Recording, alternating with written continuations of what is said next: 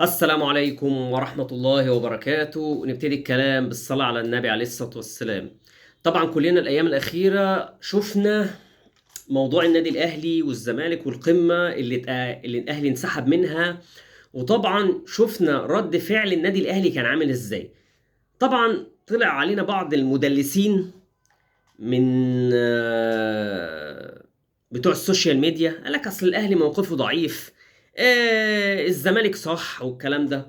طيب يا باشا، انا هرد عليك بكلمتين. هو دلوقتي في احتمالين بعد ما طبعا الاهلي عمل شكوته ووداها للجنه الاولمبيه اللي هتبت فيها قبل بدايه الجوله الجايه. طبعا احنا دلوقتي في التوقف الدولي قبل ماتش بيراميدز. هنا بقى في احتمالين. الاحتمال الاول، وده لو اللجنه الاولمبيه عملته، فانت كده قفلت باب فتنه كبير هيتفتح على النشاط الرياضي في مصر كله، اللي هو ايه؟ لا، النادي الاهلي صح.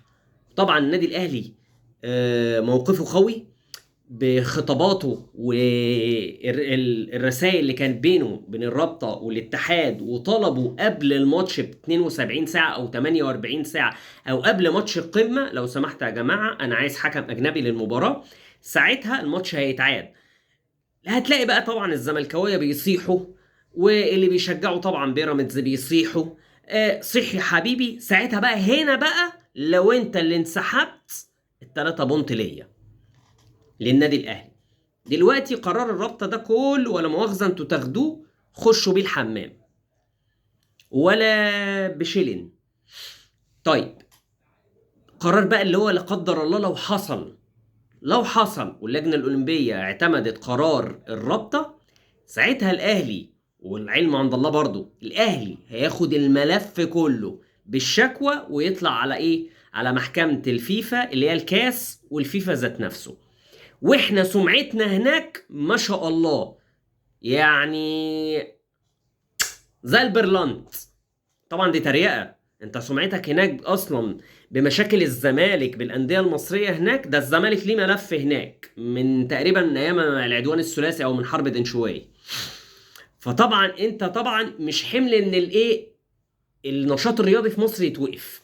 ده حاجة التانية. انا برضو عايز اتكلم على موقف بعض الزملكاويه الا من عاصم ربي، اللي هم طبعا صناع المحتوى او السوشيال ميديا. في ناس طالعه بتقول لك اصل النادي الاهلي غلطان بتاع مش عارف ايه، منهم واحد ولا مؤاخذه بيشتغل صيدلي ولا مش عارف ايه، ما تعرفش تمرجي ولا مش عارف ايه، وبيشتغل في السوشيال ميديا يقول لك اصل النادي الاهلي غلطان والنادي الاهلي موقفه ضعيف. يا ابني ضعيف فين يا ابني؟ يا ابني انت الإدارة الوحيدة الأوروبية هنا في مصر هي النادي الأهلي. الإدارة الوحيدة اللي انت بتتمنى ان ناديك او اي نادي هنا في مصر يبقى زيه هو النادي الأهلي. النادي الأهلي هو اللي حاطط اسم مصر وأفريقيا على القارة على مستوى العالم. نادي الأهلي اللي إنجازاته ان هو الحمد والشكر لله كل سنة بيلعب بطولات دولية وبطولات عالمية. انت ذات نفسك من النادي بتاعك بقاله 20 سنة ما بيعملهاش. ده النادي بتاعك بقاله 20 سنة ما صعدش غير نهائيين افريقيا، منهم نهائي فرقة صن داونز النجمة الوحيدة اللي واخدينها على حسابك انت، وكان موسيماني المدرب بتاعها، اللي هو نفس مدرب القاضية اللي اداك نفس القاضية. فانت العامل المشترك بيننا هو الموسيماني. تعال بقى نتكلم بقى. كل واحد يقول لك اصل النادي الاهلي هيهبط ومش عارف ايه. مين يا ابني اللي يهبط يا ابني؟ انت مجنون يا ابني؟ ده الاهلي لا قدر الله لو النشاط ده، الاهلي لو خرج يا ابني من، معلش مع احترامي بقى مش مع احترامي كمان، مع احترامي بقى ومش مع احترامي لانديه الدوري، اهلي لا قدر الله لو مشي من الدوري المصري مين هيتفرج عليه؟ اتفرج على، مع احترامي لكل الانديه، مودرن وانبي وسلاحف النينجا. يا ابني ده السعوديه اما عرفت ان النادي الاهلي حصل فيه مشكله زي كده، ان قالوا تعالوا عندنا في دوري روشن. هو يا باشا هو ما بيبصش ليك، هو بيبص للقيمه التاريخيه بتاعت النادي الاهلي، القيمه اللي هتعلي دوري روشن. ان نادي زي النادي الاهلي معلم على العميد والنمور والناس سلاحف النينجا اللي عندهم، اللي بيقولوا احنا جامدين قوي واحنا بناخدهم رايح جاي الناس دي. فيا ريت بس استأذن بس الناس اللي بتعمل صناع الميديا والمحتوى اللي هم الزملكاويه بالذات وبعض الاهلاويه اللي دماغاتهم هربانه، بعد اذنك يا حبيبي، اداره النادي الاهلي دي مش اداره قليله. الاداره اللي تعرف تدخل فلوس واستثمارات للنادي وفي نفس الوقت بتدخل بطولات، دي اداره يا باشا اوروبيه سابقه الناس اللي هنا في مصر دي، اللي هم الهجص والحوش اللي هنا دول الهجاصين دول، بملايين السنين.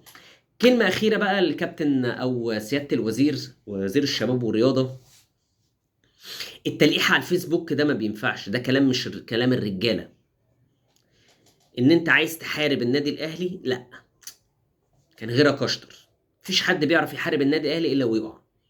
طبعا بقى انت دخلتها في حوار بقى سياسه، ومفيش حد فوق الدوله واصل مش عارف ايه، فكك من الهجص ده كله، عشان انت ذات نفسك اصلا عندك مخالفات بلاوي.